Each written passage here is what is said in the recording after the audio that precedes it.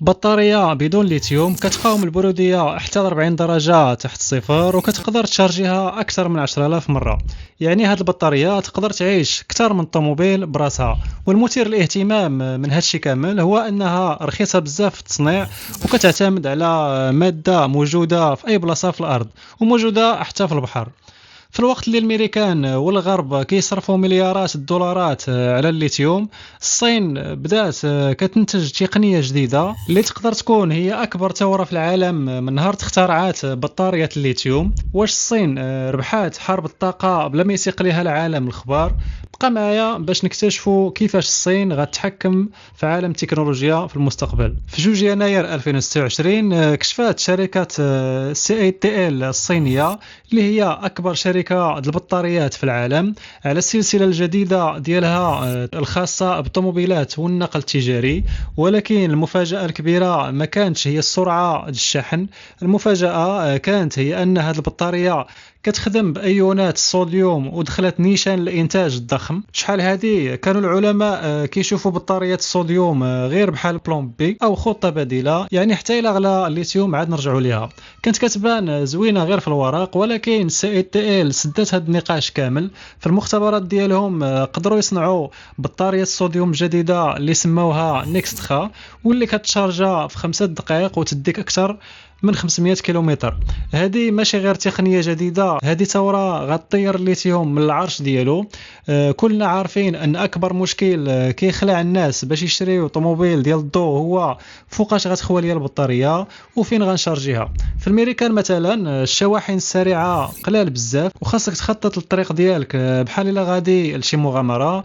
فاش خرجت نيسان اول سياره كهربائيه ديالها كانت كتديك غير 117 الميل، وبقات عند الناس فكره باللي الطوموبيل ديال الضوء صالحه غير لوسط المدينه. تسلا عاقت بالبلان وبنات شبكه ديال الشواحن ديالها، وشركات بحال BYD دارت بطاريات بليد اللي كتجيب الامان. ولكن المشكل بقى هو الشحن كياخذ الوقت، والبطاريات غاليين وما كيستحملوش الحراره القاصحه. هنا فين جات بطاريات نيكستخا من CATL وقلبات القواعد. هذه البطاريه ماشي غير كتعطيك 505 كيلومتر في 5 دقائق الشحن، بل كتحافظ على الجهد ديالها حتى ل 10 ديال الدرجات تحت الصفر، وتقدر تشارجيها اكثر من 5% ل 80% في 15 دقيقه فقط.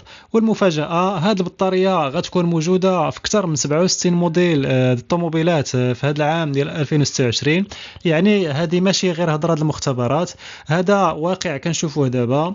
قبل من هذا الشيء CATL كانت خرجات بطاريات كيلين اللي كتوصل ل 1000 كيلومتر وراكبه في طوموبيلات فخمه بحال زيكر. ولكن دابا بالنيكستخا الصوديوم اللعب تبدل، والصوديوم ماشي هو الليثيوم. الصوديوم هو الملح العادي اللي كنستعملوه، موجود بكثره ورخيص بزاف. هادشي غيخلي الطوموبيلات الضوء ترخص بزاف وتولي في المتناول حتى في الدول الناميه. والسباق دابا ما بقاش غير في المواد بل حتى في السرعه. شركات بحال بورش وستوردوت كيتقاتلوا على شحن ديال 20 دقيقه، ولكن CATL مشات بعيد ودعمات شحن ديال 600 كيلو واط، يعني تشارجي طوموبيلتك كامله في اقل من 10 ديال الدقائق. وباش يحلوا المشكل ديال السخونيه مع هذه السرعه الخياليه، طوروا انظمه تبريد ذكيه كتخدم بالذكاء الاصطناعي. شوف معايا هذه الارقام. في 2010 تكلفة البطارية كانت $1200، في 2023 طاحت ل $139، والمتوقع في 2027 طيح لقل من $100. هذا السعر هو النقطة اللي غتخلي الطوموبيل ديال الضوء أرخص من الطوموبيلات ديال المازوت والليسانس. الذكاء ديال شركة CATL هو أنها ما كتصنعش الطوموبيلات بل كتصنع القلب ديالهم. تسلا، BMW، مرسيدس، فورد، هيونداي كلهم كيشريو من عندها. يعني كيف ما بغات تكون الشركه اللي غتربح السوق، CATL هي رابحه في كل الحالات، حيت هي اللي كتدعم هاد الثوره التكنولوجيه من الخلف، وزيد عليها شاده سلاسل توريد المواد الخام في افريقيا وامريكا الجنوبيه واستراليا.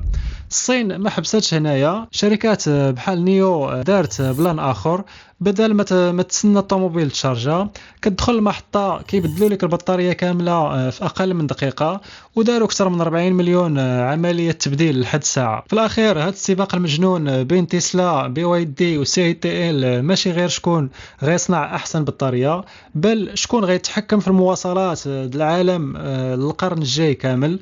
البطاريات دابا هي بحال الانترنت في البدايات ديال الالفينيات، كل شيء غادي كيطير. بطاريه الصوديوم غتخفف الضغط على الليثيوم، وغنقصوا من المشاكل الجيوسياسيه والصداعات على المناجم، وغتخلي اي واحد يقدر يكسب طوموبيل ديال الضوء نقيه ورخيصه. وإلا عجبكم هذا الفيديو وبغيتوا ديما يوصلكم الجديد على تكنولوجيا المستقبل والطوموبيلات ديال الضوء، ما تنساش دير لايك، تشترك في القناه.